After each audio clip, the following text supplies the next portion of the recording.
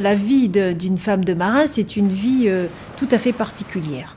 D'abord parce que quand le mari est en mer ou le conjoint est en mer, la femme doit assumer toutes les tâches à la maison. C'est-à-dire que s'il y a la machine à laver qui est en panne, on doit se débrouiller.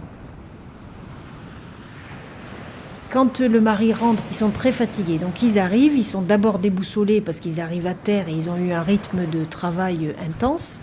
Et donc quand ils arrivent là, le premier jour, ils n'arrivent pas bien à dormir ou ils dorment trop. Enfin bon, on a donc un jour un peu... Voilà.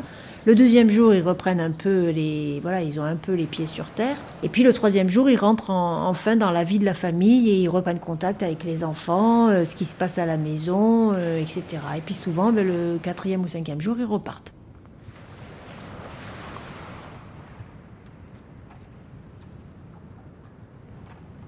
Moi, je me suis mariée, j'avais 23 ans, je crois. Et puis, à 25 ans, j'ai eu ma fille, une petite fille, donc, qui a appris à marcher plus ou moins sur le bateau. Son père, lui, pêchait des crabes ou des hippocampes, lui mettait dans un seau et lui disait tiens, voilà tes jouets, t'as pas besoin de pile avec ça, il marche tout seul. Les pêcheurs, c'est des passionnés, complètement des passionnés. Et ils vont vous raconter après leur pêche, mais avec passion. Par moments, il y avait des super pêches, parce que moi je m'en souviens d'une où il avait pêché énormément de loubines et de dorades.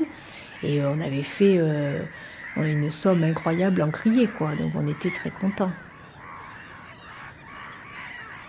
Nous, on vendait le poisson qui était cher et on gardait l'autre poisson pour se nourrir.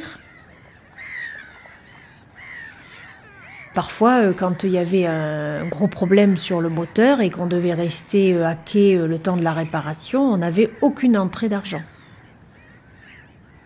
En fait, le salaire est en fonction des prises de poissons.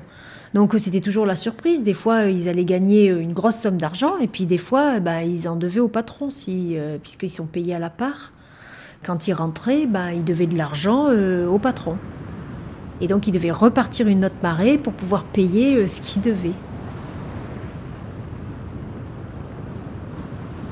Mon mari, c'était quand même quelqu'un d'exceptionnel. Il avait une grande culture, beaucoup d'humour. Il avait fait pas mal de choses. Il avait été au départ musicien dans sa vie. Et ensuite scaphandrier et ensuite pêcheur. Donc, il avait une richesse, voilà. On est content quand ils partent. On est content quand ils reviennent. C'est comme ça, on est habitué. On est habitué à les voir partir et puis à les voir revenir. Bien sûr, quand il y a des tempêtes, forcément on est réveillé la nuit et on pense à eux. Sauf qu'ils nous disent que quand nous on entend la tempête à terre, la tempête en mer est déjà passée.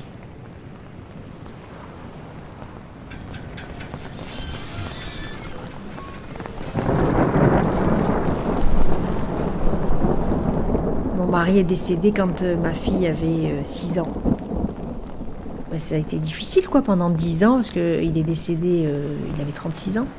Moi, j'ai pas voulu refaire ma vie. Puis pour ma fille aussi, j'avais pas envie de lui imposer quelqu'un.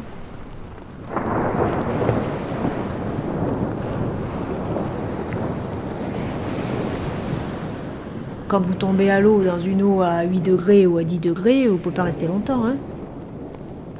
Il y a des naufrages, malheureusement tous les ans, où il y a des marins qui sont disparus. Il y en a même qui on ne retrouve même pas leur corps.